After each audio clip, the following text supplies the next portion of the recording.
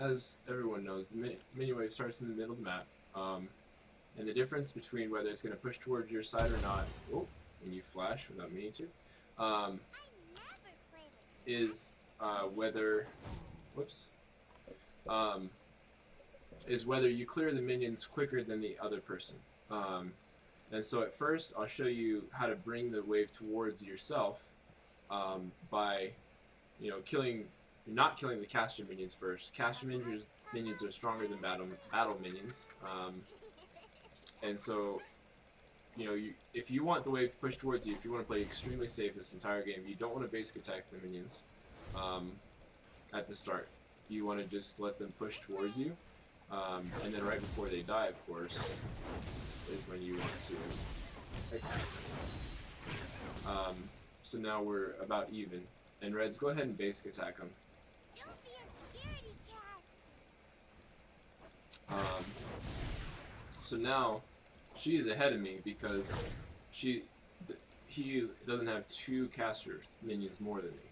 So I still want these minions, of course. And when you're laning against someone, you're still gonna want those minions. But now the wave, number-wise, is greater on their side, and the wave is going to start to push towards me. It's going to be slow, of course. It's going to be a small change, but so the last minion died right about here, so the wave is going to stay right about there.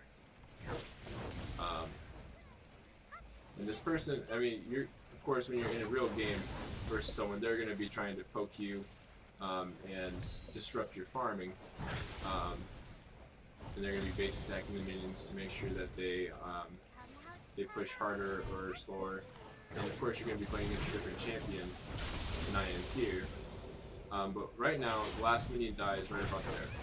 And that last minion is going to really signify where the new wave is going to start. And so this wave is still pushing towards me because that last wave had more caster minions. You jerk. Had more caster minions left over that I didn't kill. So now is the really important part.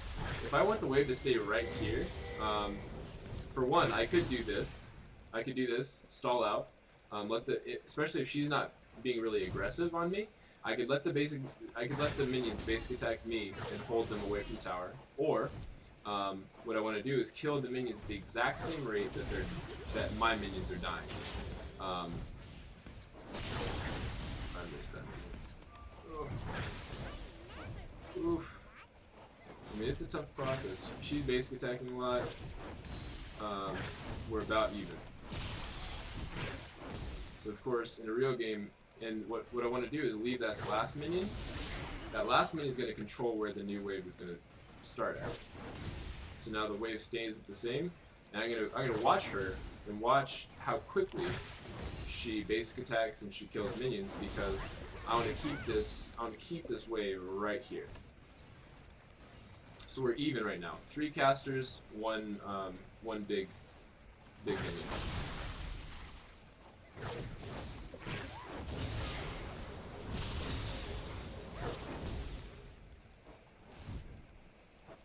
Now the wave pushed a little bit out because that cannon minion, her cannon minion died before mine, and so that's really going to be disrupting how fast the wave is pushing because of how strong the cannon minion is. But now we're about at the same spot with minions. I have 1. Now the wave is going to stay right there. But I need to kill these minions quickly because they're going to influence how quickly this next wave is going to push. Now you have to keep all of this in mind while trying to avoid, the heat of combat of her trying to poke you, and being scared that the enemy might ult you at any point, flash on you, and all that. So the wave is pushing towards me. I want to bring this wave a little bit closer to the tower. So I'm gonna let those caster minions stay there. Not kill them yet. And now both waves, or both mini waves, are even, mine and hers.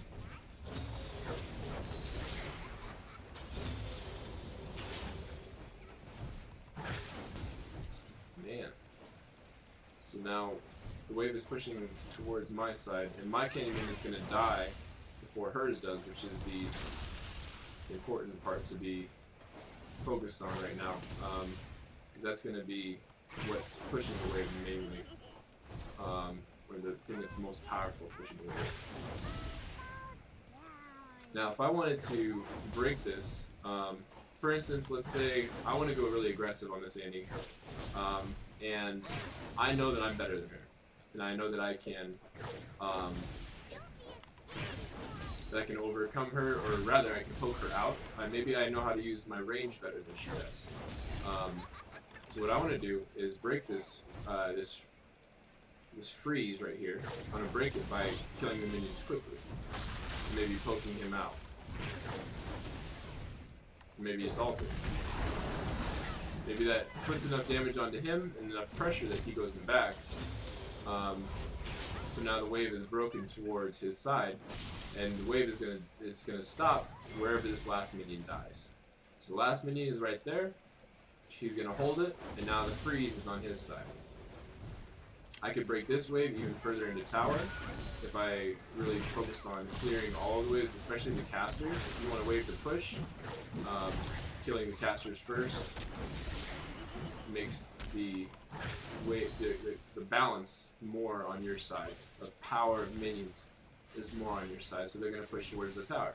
Now, because we killed the last minion right about there, her next wave, after this wave dies, is most likely going to be right about where that last caster minion died. It's going to push out and still be frozen on her side, but the whole thing is that if we know that we're better than the enemy, we know that we can out damage them, out poke them, we want to force them under tower so that we can make them lose CS and whatnot else. You jerk. So I mean, shit like that happens. What do you do? Now, in a real game, I would back here. I have 61 farm.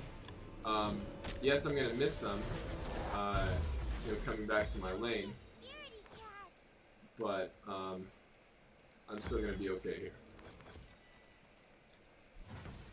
Another quick tip, is that if you were to back on any wave, it's best to back on a big canyon wave, like what I did.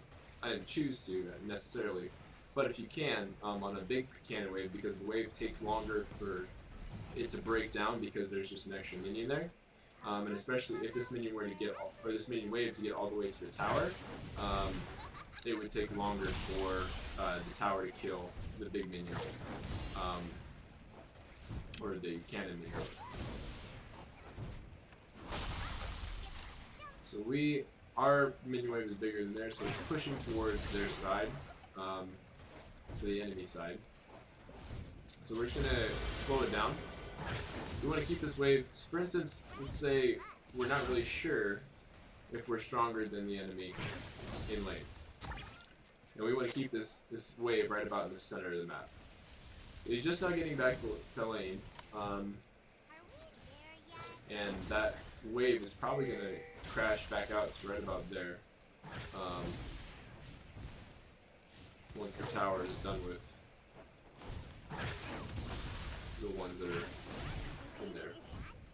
And so now what we're gonna do is we're gonna wait to execute minions until they are really, really low. So what that does is allows as much damage as they can put out onto our minions, so that her minions can push more towards our side.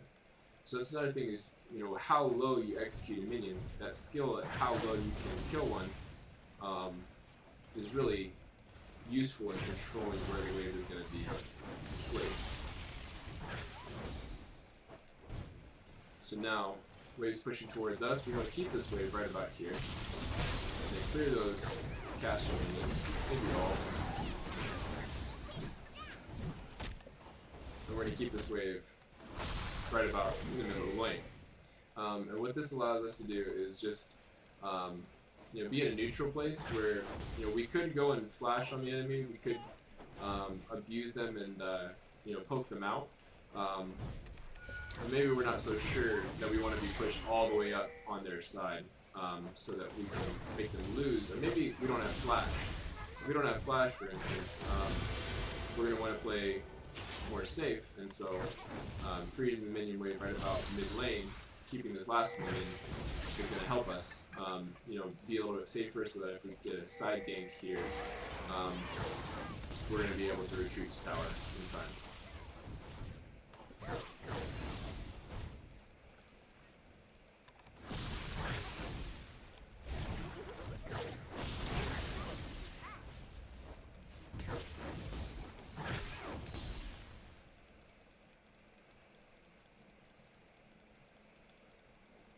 We're back in the center.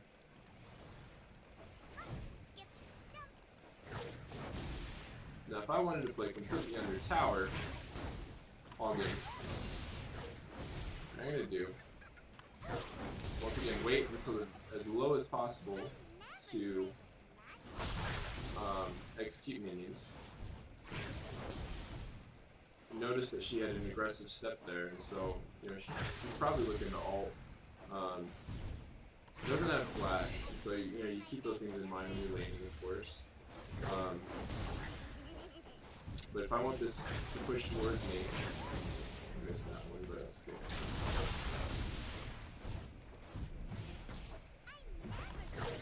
And Annie playing under tower is pretty freaking easy. Ooh, close there. Could have ulted and killed him there, but we're not looking to do that right now.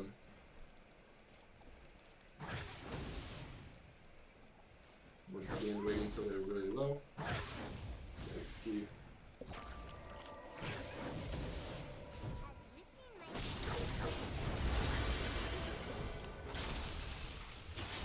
And we have all of our caster minions to take the tower.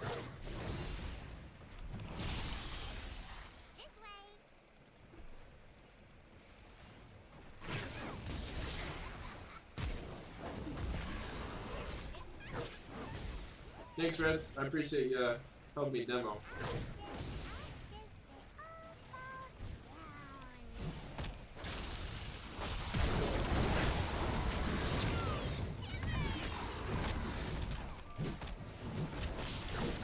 Calm, Zibber.